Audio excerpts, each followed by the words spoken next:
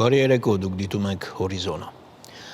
Ֆրանսիան շարունակի զարգացնել պաշտպանության ոլորտում Հայաստանի հետ համագործակցությունը։ Ելիսեյան պալատում Նիկոլ Փաշինյանի հետ բանակցություններից առաջ հայտարարել է Էմանուել Մակրոնը։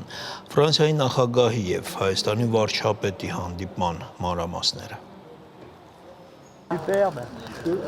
Հայաստանի Հանրապետության վարչապետին Ֆրանսիայի նախագահը դիմավորեց Ելիսեյան պալատի մուտքի մոտ, մինչ բանակցություններին անցնելը երկու երկրների ղեկավարները հայտարարություններով հանդես եկան։ Էմանուել Մակրոնը նախ հիշեցրեց փետրվարի 21-ն այն օրն է, երբ Միսակ Մանուշյանը եւ Դիմադրության շարժման նրա ընկերները սպանվեցին Ֆրանսիայի ազատության համար, եւ նախագահի խոսքով հայրենիքը նրանց լիովին ճանաչեց ու նրանք ամփոփվելու են Պանթեոնում, այնտեղ որտեղ Ֆրանսիան իր մեծ մարդկանց է ամփոփում, ինչը նաեւ ըստ Մակրոնի երախտագիտությունն է Ֆրանսիայի ազատության համար մղված պայքարի։ Դիմելով Հայաստանի վարչապետին, Ֆրանսիայի նախագահը հայտարարեց. «Դուք կարող եք ապավինել Ֆրանսիայի աջակցությանը, Հայաստանին, նրա անկախությանը, տարածքային ամբողջականությանը, ժողովրդավարական ընթացքին եւ խաղաղության ձգտումներին»։ Ցանկանում եմ նաև ողջունել թանկագին Նիկոլ, ձեր անձնական խիզախությունը եւ հաստատակամությունն այդ ճանապարհով առաջ շարժվելու համար։ Այս հանձնառության փայլուն օրինակ է նաև միջազգային քրեական դատարանին Հայաստանի անդամակցությունը։ Այս պահին, երբ մենք նշում ենք Միսակ եւ Մելինե Մանուշյանների հիշատակը, պատերազմական հանցագործությունները շարունակվում են Եվրոպա մայրցամաքում եւ հանուն ազատության պայքարն առավել քան երբևէ պահանջում է պայքար անպատժելիության դեմ։ Մեր հանդիպումը թույլ կտա խոսել Հայաստանի եւ Ադրբեջանի միջև հարաբերությունների կարգավորման ուղղված քննարկումների մասին։ Վերջերս Սյունիքում տեղի ունեցած միջադեպերը վկայում են, որ էսկալացիայի վտանգն իրական է մնում։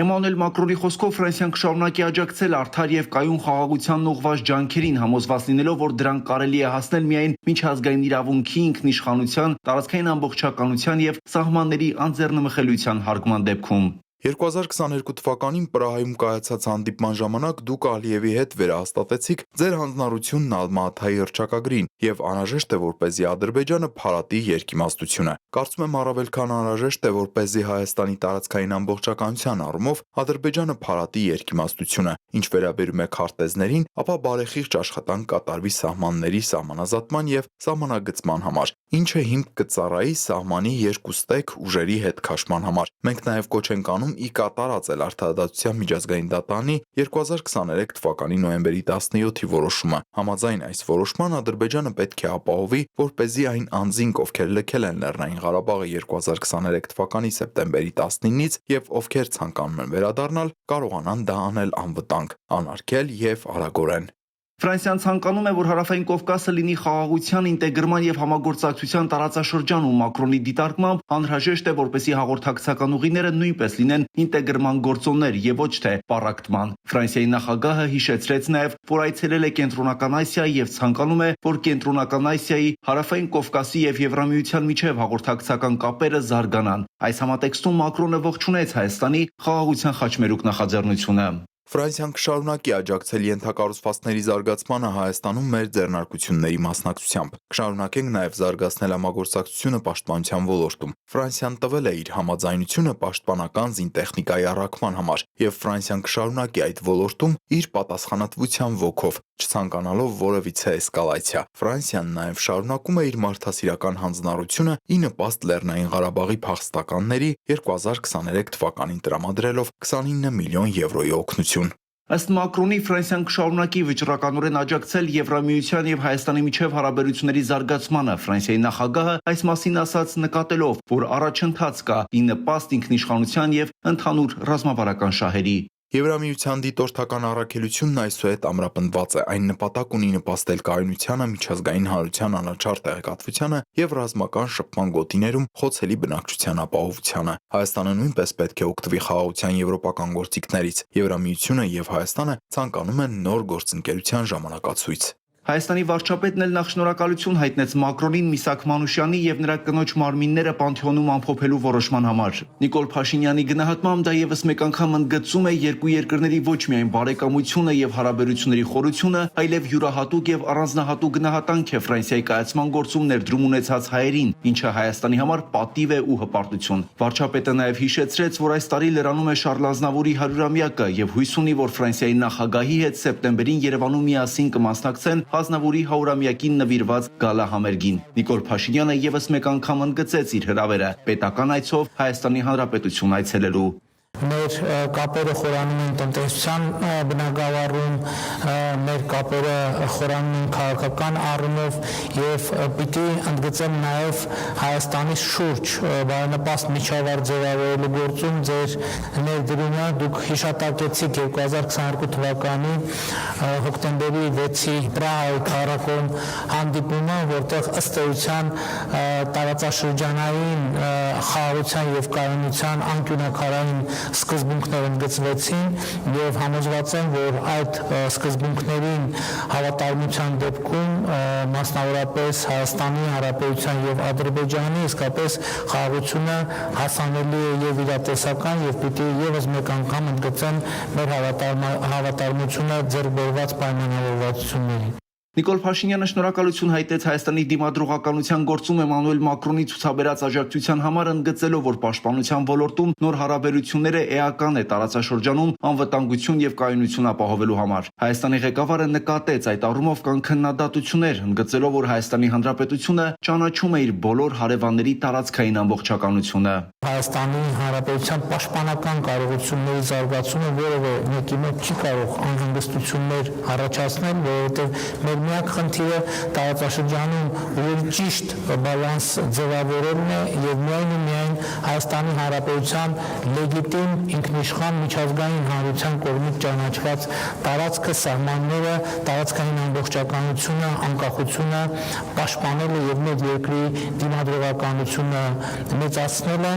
եւ նաեւ ուզում եմ ընդգծել, որ առանձնահատուկ շնորհակալություն եմ ուզում ձեզ հայտնել Հայաստանի ժողովրդավարական բարեփոխումներին ձեր աջակցության համար եւ Հայաստանի Հանրապետությունում ժողովրդավարությանը ձեր աջակցության համար։ Ըստ Նիկոլ Փաշինյանի նոր դինամիկ փուլ է մտնում նաև Եվրամիության հետ Հայաստանի հարաբերությունները, ինչի համար վարչապետն ընդգծեց Ֆրանսիայի եւ Մակրոնի անձնական աջակցությունը։ Հայաստանի կառավարության ղեկավարի խոսքով Եվրամիությունը նաև Հայաստանի ժողովրդավարական բարեփոխումների եւ ինստիտուցիոնալ կարողությունների զարգացման համար ունի առանցքային նշանակություն։ Նիկոլ Փաշինյանը հիշեցրեց, որ վերջին անգամ Մակրոնի հետ քննարկում են ունեցել Գրանադայում եւ այս ընթացքում որոշ իրադարձություններ են տեղի ունեցել։ Հանդիպումն էլ լավ առիթ է նաև որոշ տեղեկություններ կիսելու օրեր առաջ Մյունխենում տեղի ունեցած հանդիպման եւ այլ քննարկումների մասին։ Քննարկումները երկու երկրների ղեկավարների միջև անցան փակ դռների հետևում։ Ավելի ուշ Հայաստանի վարչապետը հանդիպել է նաեւ Ֆրանսիայի Սենատի նախագահ Ժերար Լարշեի հետ։ Սենատի նախագահն ընդգծել է, որ դիմադրության շարժման հայազգի հերոս Միսակ Մանուշյանի Ֆրանսիայի մեծագույն գործիչների պանթեոնում ամփոփելու խորհրդանշական արարողությամբ Ֆրանսիանի երախտիկն է արտահայտում Միսակ Մանուշյանին եւ նրա ընկերներին երկրի ազատագրման գործում ունեցած անգնահատելի ավանդի համար։ Ժերար Լարշեն շեշտել է Հայաստանի հետ բարեկամական հարաբերությունների կարևորությունը ու եւս մեկ անգամ վերահաստատել Սենատի լիակատար աջակցությունը Հայաստանին ու հայ ժողովրդին։ Վարչապետ Փաշինյանն էլ շնորհակալություն է հայտնել ջերմ ընդունելության համար, հավելելով, որ Ժերար Լարշեին Հայաստանի կառավարությունը եւ ընդհանրապես հայ ժողովուրդն ընկալում է որպես սերտ բարեկամ։ Հանդիպմանը քննարկվել են Հարավային Կովկասի տարածաշրջանում տեղի ունեցող գործընթացներին, Լեռնային Ղարաբաղից բռնի տեղահանված անձանց հումանիտար խնդիրների լուծման ուղղությամբ Հայաստանի Հանրապետության կառավարության քայլերին, խաղաղության խաչմերուկ նախագծին ու հայ-ֆրանսիական միջխորհրդարանական համագործակցությանը վերաբերող մի շարք հարցեր։ Վահագն Ակոբյան, Հորիզոն։ Վարչապետ Փաշինյանը Ֆրանսիայի նախագահ Էմանուել Մակրոնը ներկա են եղել դիմադրության շարժման հայազգի հերոս Միսակ Մանուշյանի եւ տիկնոջ Մելինե Մանուշյանի աչունները Ֆրանսիայի մեծագույն գործիչների պանթեոնում ամփոփելու արարողությանը։ Միջոցառմանը ներկա են եղել նաեւ Ֆրանսիայի վարչապետ Գաբրիել Ստալը, Ֆրանսիայի նախկին նախագահ Ֆրանսուଆ Օլանդը։ Էմանուել Մակրոնը հանդես է եկել ելույթով։ Դիտենք հատվածներ արարողությունից առանց մեկնաբանության։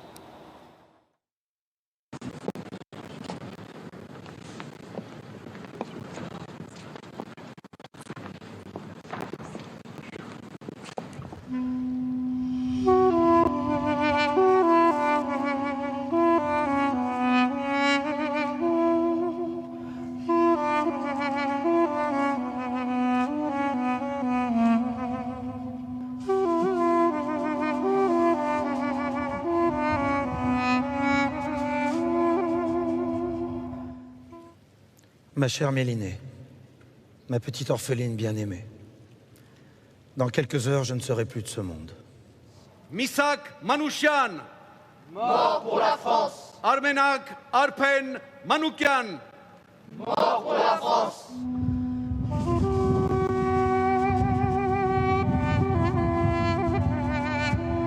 C'est au sud de l'Empire ottoman, dans la petite ville d'Adiyaman, non loin de la frontière syrienne, que Misak Manouchian est né le 1er septembre 1906.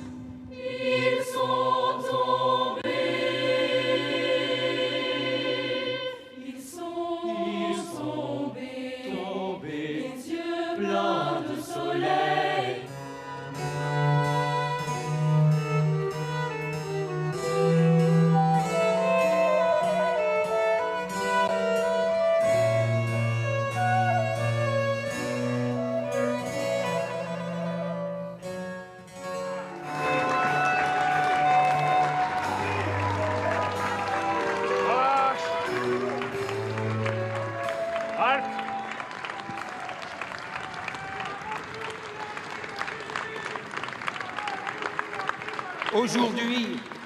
j'ai déposé ma demande de naturalisation. Amis, entends-tu le vol noir des corbeaux sur nos plaines? Amis, entends-tu ces cris sourds du pays qu'on enchaîne?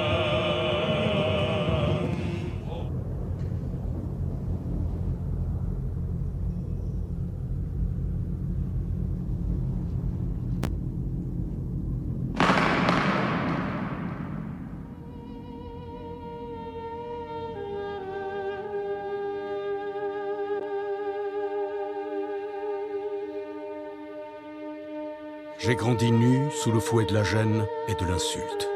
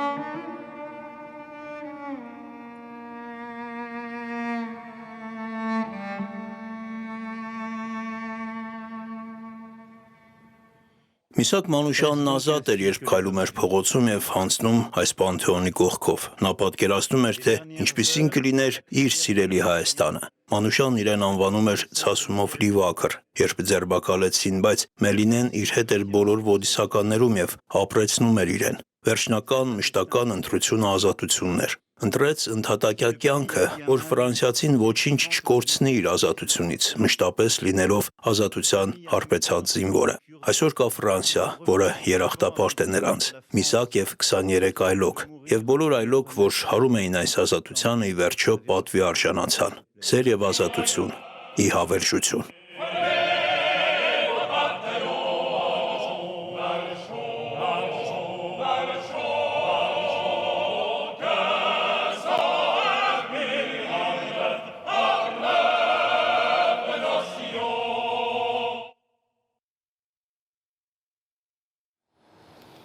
Նիկոլ Փաշինյանը Փարիզում հանդիպել է նաև Ֆրանսիայի վարչապետ Գաբրիել Ստալի հետ, քննարկվել են առևտրատնտեսական կապերի, շինարարության, ենթակառուցվածքների, զարգացման, էներգետիկայի, ջրային ոլորտի կառավարման, զբոսաշրջության եւ համատեղայել ծրագրերի իրականացմանը վերաբերող հարցեր։ Վարչապետը կարևորել է Ֆրանսիայի կառավարության աջակցությունը Հայաստանին եւ Գաբրիել Ստալին պաշտոնական այցով հրավիրել է Հայաստան։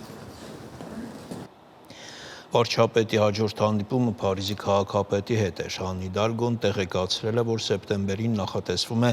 Փարիզի կենտրոնում բացել Շարլ Ազնավուրի անվան այգի, որտեղ կտեղադրվի նաև մեծանուն շանսոնիեի կիսանդրին։ Նիկոլ Փաշինյանը բարձր է գնահատել Ան Հիդալգոյի ջանքերը Հայաստանի եւ հայ ժողովրդի հետ կապված աշխատանքների ուղղությամբ։ Իսկ քաղաքական երկխոսության էլիտար ակումբում Փաշինյանը հանդիպել է տարբեր ոլորտներում գործունեություն ծավալող ֆրանսիական խոշոր ընկերությունների ղեկավարների հետ, անդրադարձել Հայաստանի տնտեսական հեռանկարներին, բիզնես միջավայրի բարելավման քայլերին։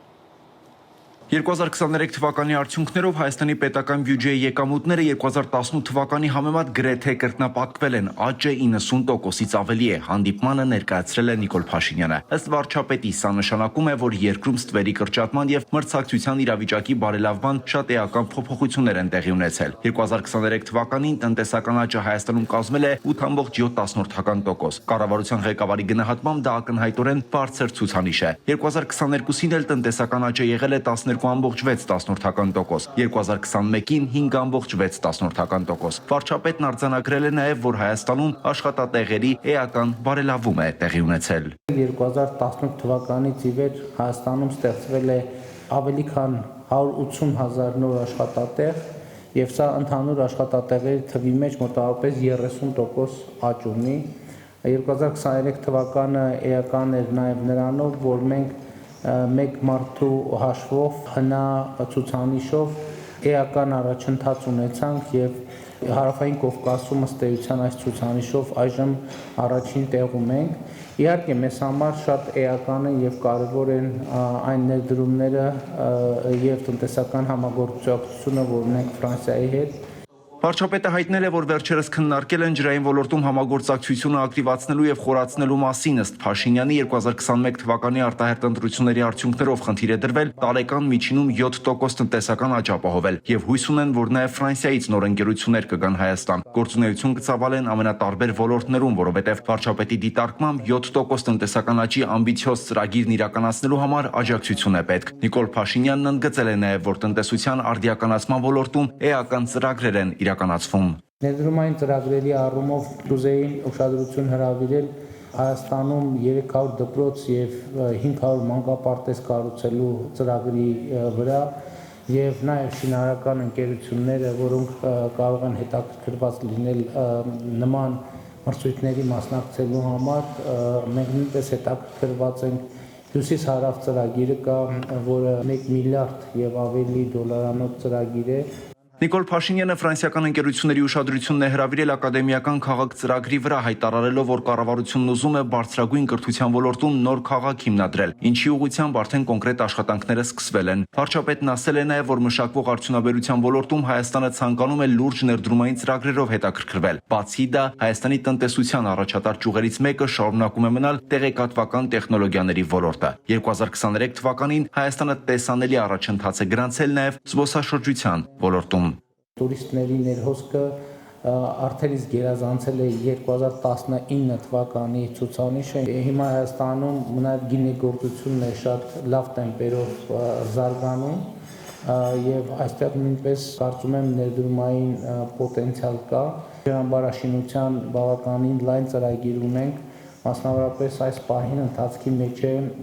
15 ջրամբարների կառուցման, ոչ շատ մեծ ջրամբարների կառուցման ծրագիրը, միջին չափերի եւ փոքր չափերի ջրամբարների կառուցման եւ սա մենք ընտրել ենք որպես ռազմավարություն։ Հանդիպման ընթացքում քննարկվել է նաև շինարարության ենթակառուցվածքների զարգացման, գյուղատնտեսության, զբոսաշրջության, բարձր տեխնոլոգիաների, արդյունաբերության ոլորտներում համագործակցությանն ու ծրագրերի իրականացման հնարավորություններին վերաբերող հարցեր։ Վարչապետը պատասխանել է հանդիպման մասնակից ընկերությունների հարցերին։ Վահագն Հակոբյան, Հորիզոն։ Հայաստանը մեզ համար բարեկամ երկիր է, որը կանգնած է անվտանգության լուրջ խնդրի առաջ, RTL հեռուստաալքի հետ զրույցում ասել է Ֆրանսիայի զինված ուժերի նախարար Սեբաստիան Լեկորնյունը։ Մեր պաշտպանությունն է օգնել Հայաստանին ապահովել տարածքային ամբողջականությունն ու պաշտպանունակությունը։ Շուտով Հայաստան կմեկնեմ խորհրդարանականների եւ արդյունաբերողների մեծ պատվիրակության հետ, նշել է նախարարը։ Նա հստակեցրել է, որ Փարիզը ռազմական տեխնիկա է մատակարարում Հայաստանին միայն պաշտպանական նպատակով։ Ավարտվեց Հորիզոնի այս թողարկումը, կվերադառնանք նոր լուրերով կարճ դադարից հետո։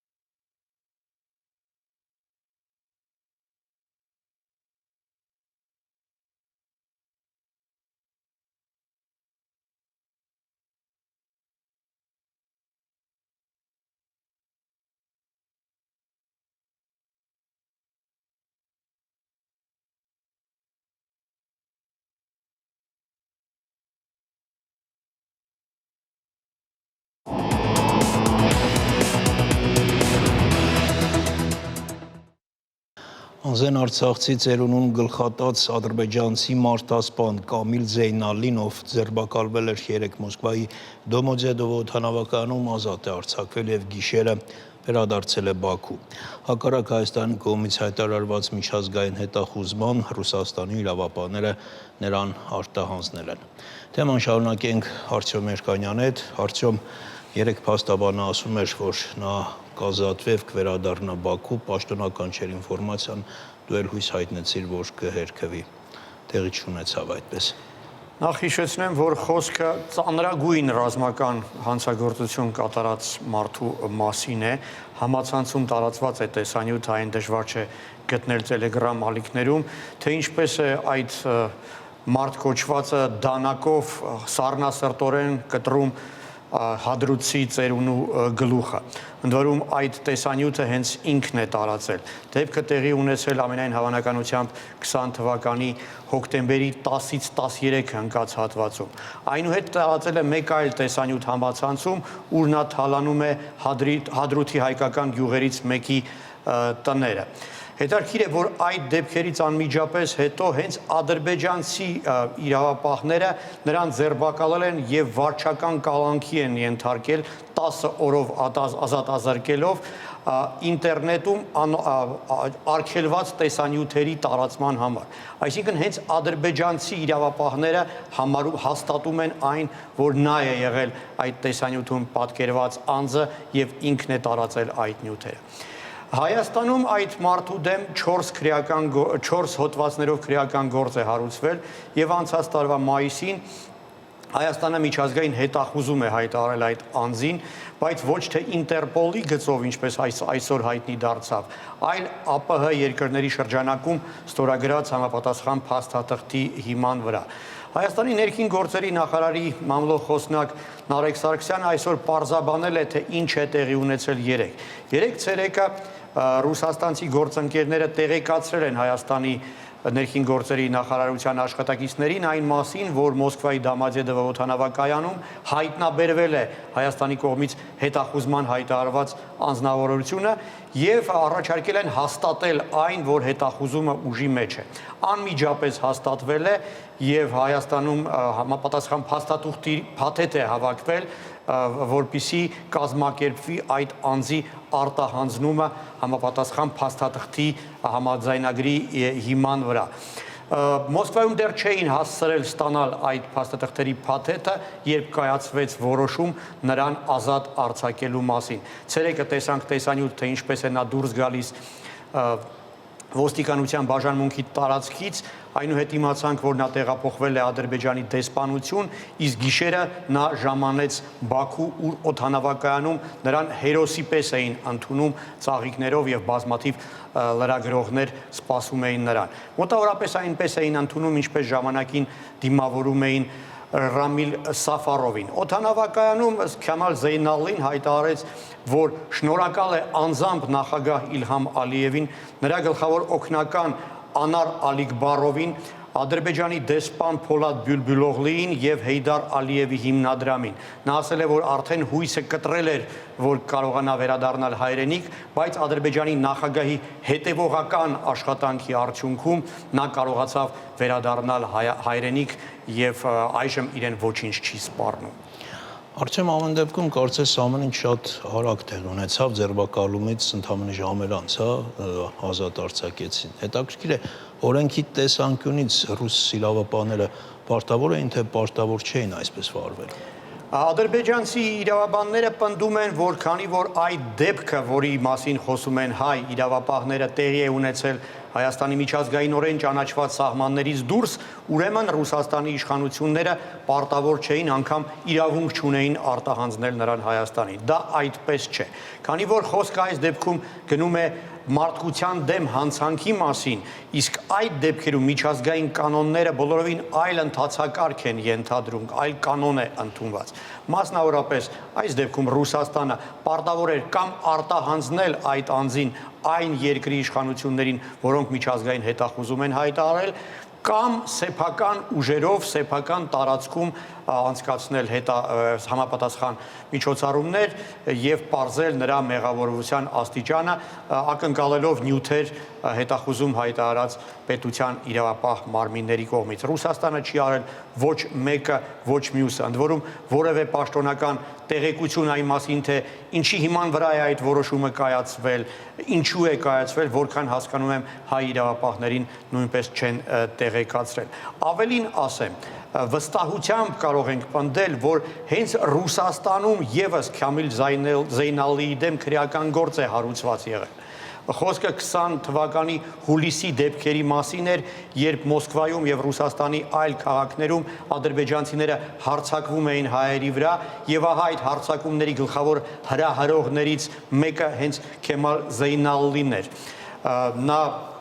կոչ էր անում սպանել Ռուսաստանի քաղաքացի հանդիսացող ազգությամբ հայ քաղաքացիներին։ Այսինքն ազատ արձակելով այդ անձին Ռուսաստանի իրավապահները անտեսել են հենց սեփական երկրի քաղաքացիներին դեմ կատարված հանցագործությունը։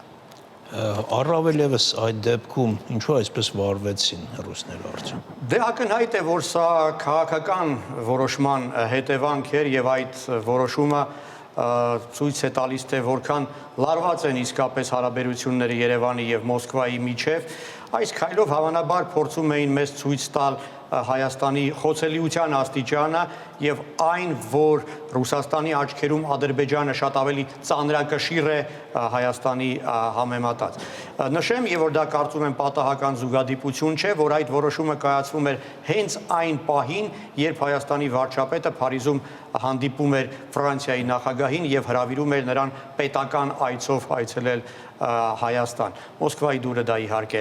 չի գալիս, բայց պետք է նաև հիշեցնեմ, որ դրան նախորդել էր այն, որ Հայաստանն էր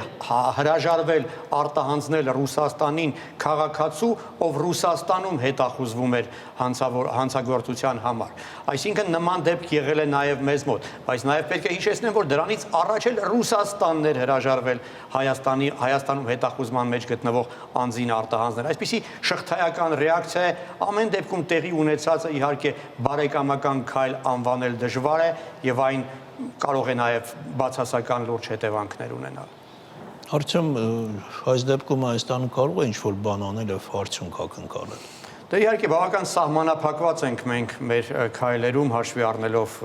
իրականությունը։ Հայաստանի փոխվարչապետ Մհեր Գրիգորյանը այսօր լրագրողներին հավաստիացրել է, որ Երևանի կողմից որոշակի քայլեր անպայման կլինեն, բայց մինչ այդ պետք է կոլեգիալ քննարկում տեղի ունենա, հավանաբար մոտակա օրերի ընթացքում։ Դե մենք կարող ենք տեղի ունեցածը օգտագործել միայն քարոզչական նպատակներով, ապացուցելով աշխարհին, որ Ադրբեջանում ոչինչ չի փոխվել եւ այնտեղ շարունակում են ազգային հերոս համարել մարդկանց, ովքեր գլխատում են անզեն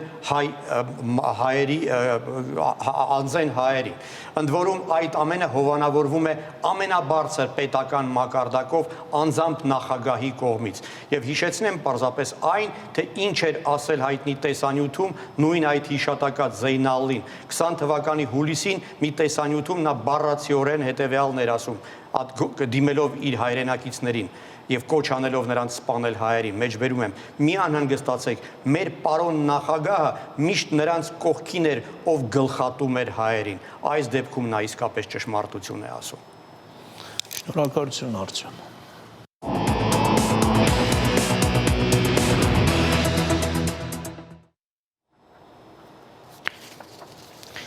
Առաջ այսքանը կհանդիպենք ժամը 22-ին։